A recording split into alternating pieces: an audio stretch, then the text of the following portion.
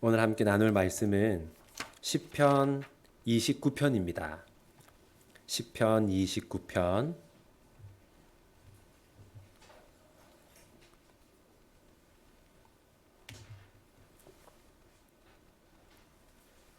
시편 29편 1절부터 11절까지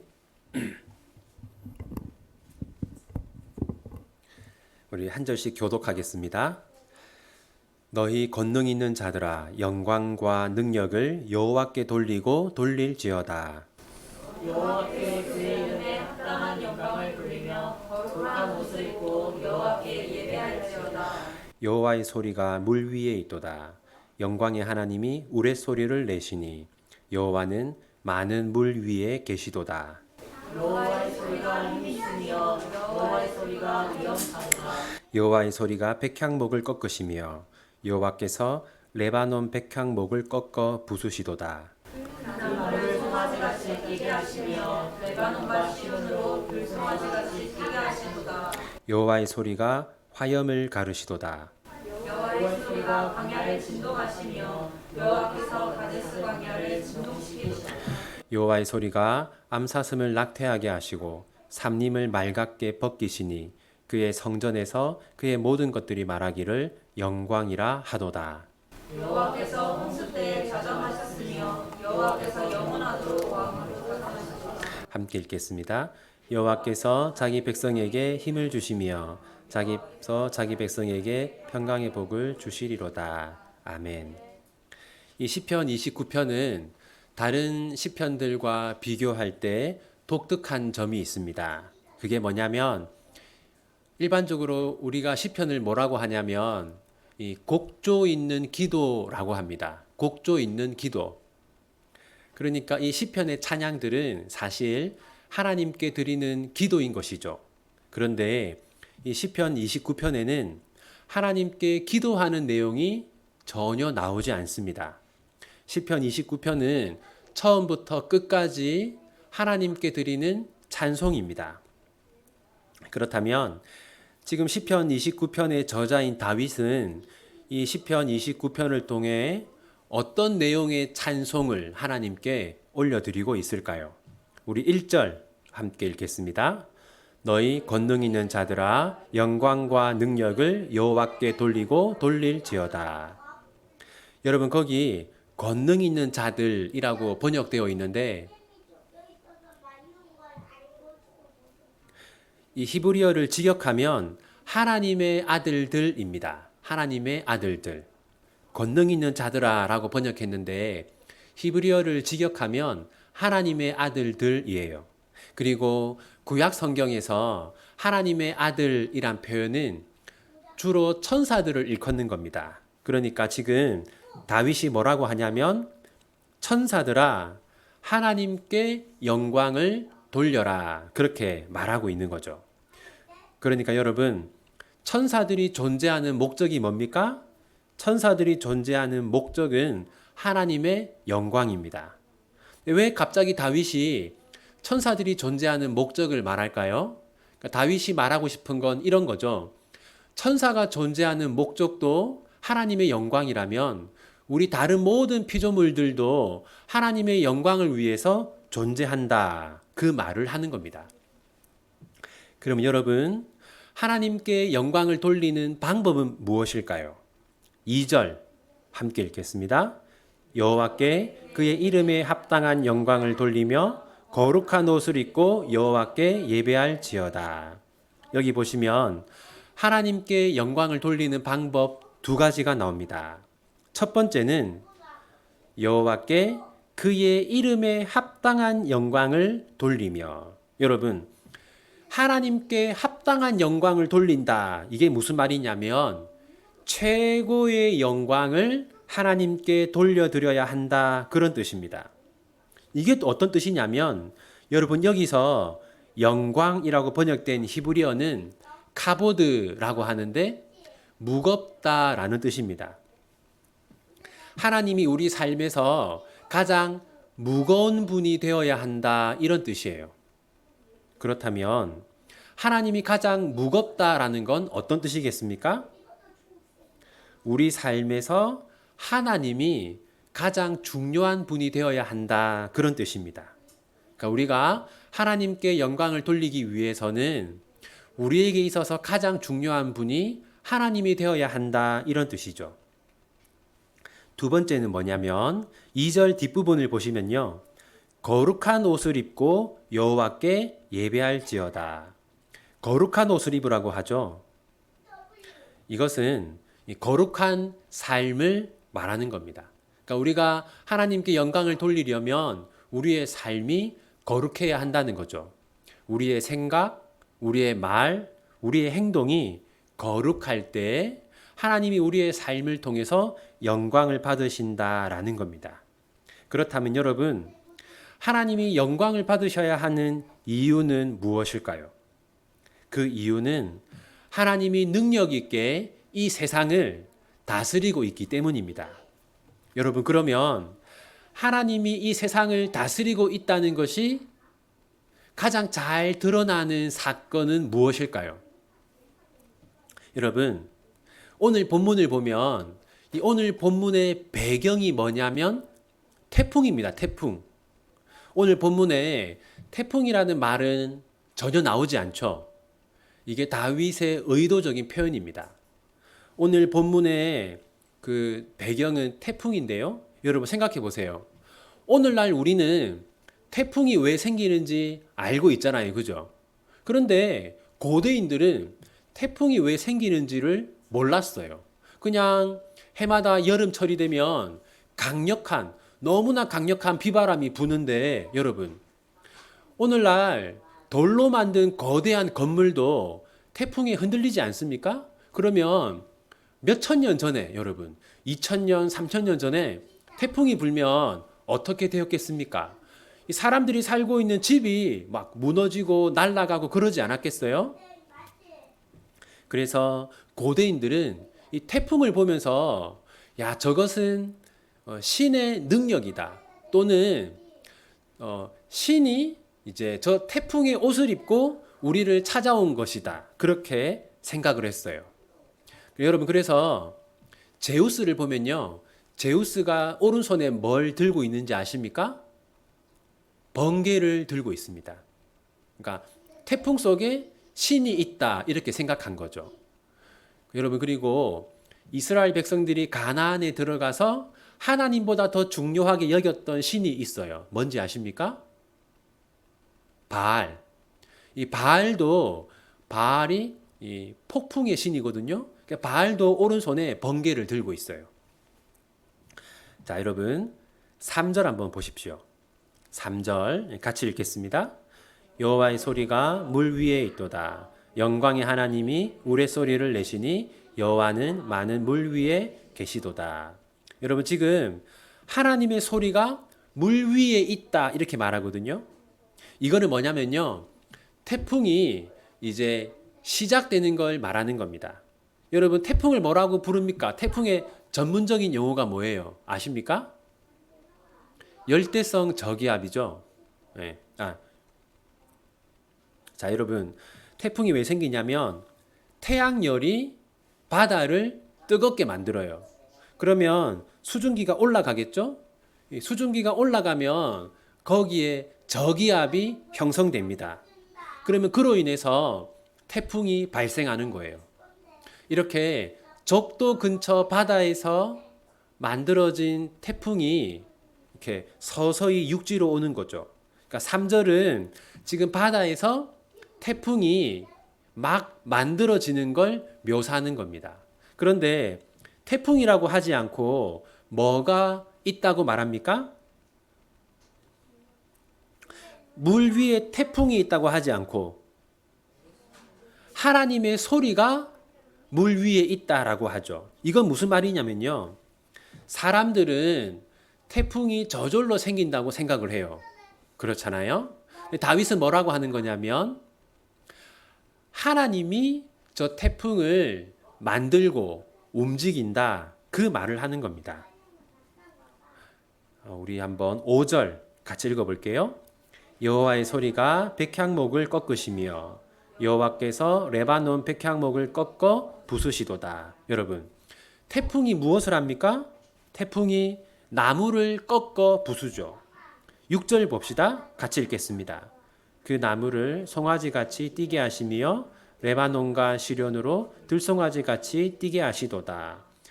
여러분, 이 나무가 송아지같이 뛴다라는 건요, 이건 지금 이 나무 하나하나를 말하는 게 아니라 나무가 있는 산이 흔들리는 걸 말하는 겁니다. 태풍이 얼마나 강력한지 산이 흔들린다는 거죠. 7절 같이 읽겠습니다. 여호와의 소리가 화염을 가르시도다. 여기서 지금 여호와의 소리는 뭘 말한다고요? 이 여호와의 소리가 뭘 말하는 거라고요? 태풍을 말하는 거라고 했죠. 그러니까 지금 태풍이 불을 낸다. 이 뭡니까? 태풍에서 천둥 번개가 나오는 걸 다윗이 말하는 겁니다. 그다음에 8절 같이 읽겠습니다. 여호와의 소리가 광야를 진동하시며 여호와께서 가데스 광야를 진동시키시도다. 여호와의 소리가 뭐라고요? 여호와의 소리 태풍. 태풍이 지금 광야를 진동시킨다. 무슨 말이냐면 태풍이 땅을 흔드는 걸 말하는 겁니다. 그리고 9절 같이 읽겠습니다. 여호와의 소리가 암사슴을 낙태하게 하시고 삼림을 맑게 벗기시니 그의 성전에서 그의 모든 것들이 말하기를 영광이라 하도다. 태풍이 부니까 어떤 일이 일어나냐면 짐승들을 두렵게 하고 산의 나무를 뿌리채 뽑아버립니다. 이처럼 태풍에는 강력한 힘이 있어요. 그래서 수천 년 전에 살았던 고대인들은 어떻게 생각했냐면 저 태풍은 신이 만드는 거다. 신이 만들고 신이 조종하는 거다라고 생각했어요. 그런데 지금 다윗이 뭐라고 합니까? 태풍은 하나님이 만들고 하나님이 조종하신다라는 겁니다. 그러니까 여러분, 이 몇천 년 전에 살았던 고대인들이 볼 때 이 태풍은 얼마나 엄청난 겁니까? 그죠? 그런데 그 태풍조차도 하나님의 그 도구에 불과하다. 그렇게 말하는 겁니다. 그래서 사람들은 태풍을 보면서 이 사실을 알 수 있었어요. 10절 함께 읽겠습니다. 여호와께서 홍수 때에 좌정하셨으며 여호와께서 영원하도록 왕으로 좌정하시도다. 무슨 말이냐면 태풍을 보면서 우리는 하나님이 온 우주의 왕이라는 것을 알 수 있다라는 겁니다. 태풍은 하나님이 세상을 통치하고 있다는 걸 보여주는 증거라는 거죠. 그러면 이것이 우리에게 알려주는 교훈은 무엇입니까? 11절 함께 읽겠습니다. 여호와께서 자기 백성에게 힘을 주시며 여호와께서 자기 백성에게 평강의 복을 주시리로다. 여기 보면요, 다윗이 뭐라고 하냐면 여호와께서 자기 백성에게 힘을 주신다라고 말하죠. 그러니까 하나님은 자기 백성들에게 힘을 주실 수 있다라는 겁니다. 하나님이 태풍을 다스릴 정도로 힘이 세시다면 그 하나님은 우리에게도 힘과 도움을 주실 수 있다라는 거죠. 하나님이 너무나 힘이 크시기 때문에 우리가 하나님의 힘을 필요로 할 때 하나님은 그 힘을 우리에게 주실 수 있다라는 겁니다. 이제 시편 29편이 우리에게 주는 교훈들을 생각해 보겠습니다. 첫 번째는 우리가 사는 목적은 하나님의 영광이다라는 겁니다. 여러분, 오늘 본문을 보면 다윗은 천사가 존재하는 목적이 뭐라고 말합니까? 천사가 존재하는 목적, 하나님의 영광이라고 말했죠. 그렇다면 여러분, 우리가 존재하는 목적 역시 무엇이겠습니까? 하나님의 영광이죠. 두 번째, 우리가 하나님께 영광을 돌리기 위해서는 하나님을 가장 중요하게 여기는 삶을 살아야 합니다. 여러분, 하나님께 영광을 돌리다라고 할 때 그 영광이 히브리어로 어떤 뜻이라고요? 무겁다라는 뜻입니다. 그러니까 하나님을 무겁게 여기는 것이 하나님께 영광을 돌리는 거죠. 그리고 하나님을 무겁게 여기는 건 하나님을 중요하게 여기는 겁니다. 여러분, 근데 사람들은 하나님보다 더 중요한 것들이 많이 있어요. 대표적으로 어떤 게 있습니까? 돈이겠죠. 사람들은 돈을 하나님보다 더 중요하게 생각합니다. 또 성공하는 거, 이 세상에서 성공하는 것을 하나님보다 더 중요하게 생각해요. 또 이 시대의 부모들은 자기 자녀를 하나님보다 더 중요하게 여길 때가 많아요. 무엇이 하나님의 뜻인가 고민하기보다 무엇이 우리 아이에게 좋은가 이라는 기준으로 삶에 있어서 중요한 결정들을 내릴 때가 많습니다. 여러분, 하나님이 우리 삶에서 가장 중요한 분이 될 때 하나님은 우리의 삶을 통해서 영광을 받으십니다. 세 번째, 우리가 하나님께 영광을 돌리기 위해서는 거룩한 삶을 살아야 합니다. 오늘 보면 다윗이 어떤 옷을 입고 하나님을 예배하라고 했습니까? 네, 거룩한 옷을 입고. 이것은 우리가 거룩한 삶을 살 때 하나님이 영광을 받으신다는 뜻입니다. 그래서 우리는 우리의 생각, 우리의 말, 우리의 행동을 거룩하게 하기 위해서 노력해야 합니다. 네 번째, 하나님은 태풍을 다스릴 만큼 힘이 있으신 분입니다. 여러분, 우리는 태풍이 강력하다는 걸 알죠?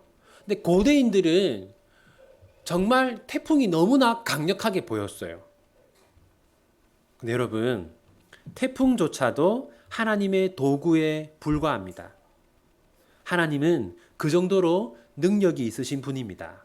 다섯째, 하나님은 능력이 있으셔서 우리에게 힘과 평강을 주실 수가 있습니다. 11절 우리 한 번 더 읽겠습니다. 11절 읽겠습니다. 여호와께서 자기 백성에게 힘을 주시며 여호와께서 자기 백성에게 평강의 복을 주시리로다. 여러분, 다윗은 고대인들이 가장 강력하다고 생각했던 태풍을 예로 들면서 이 태풍조차도 하나님의 도구에 불과하다. 그러므로 우리 하나님은 얼마나 힘이 있으신 분인가를 말한 다음에 뭐라고 합니까? 여호와께서 자기 백성에게 힘을 주신다. 하나님은 힘이 있으실 뿐만 아니라 그 힘을 우리에게 주시는 분입니다.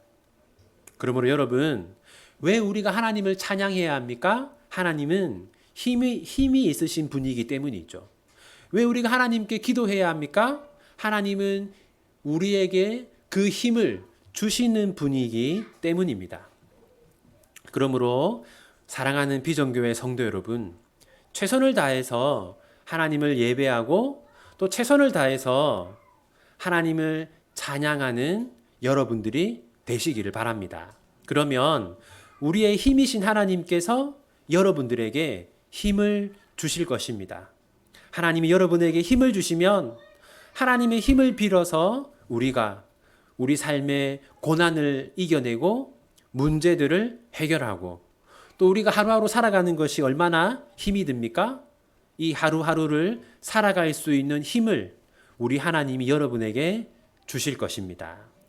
우리 한번 말씀 붙들고 우리 하나님께 기도하겠습니다. 여러분, 오늘 본문의 핵심이 뭐냐면요, 하나님은 우리에게 힘을 주시는 분이다라는 겁니다. 여러분, 거룩하게 살 수 있는 힘을 하나님이 우리에게 주십니다. 고난을 이길 수 있는 힘을 하나님이 우리에게 주십니다. 문제를 해결할 수 있는 힘을 하나님이 주십니다. 하루하루를 살 수 있는 힘을 하나님이 우리에게 주십니다. 그러므로 이 시간 이렇게 하나님께 기도합시다. 하나님, 거룩하게 살 수 있는 힘을 주십시오. 고난을 이길 수 있는 힘을 주십시오. 지금 저의 문제를 해결할 수 있는 힘을 주십시오. 하루하루를 살아낼 수 있는 힘을 주십시오. 그렇게 하나님께 힘을 달라고 우리 함께 간절히 마음 모아 기도하기 원합니다. 기도합시다.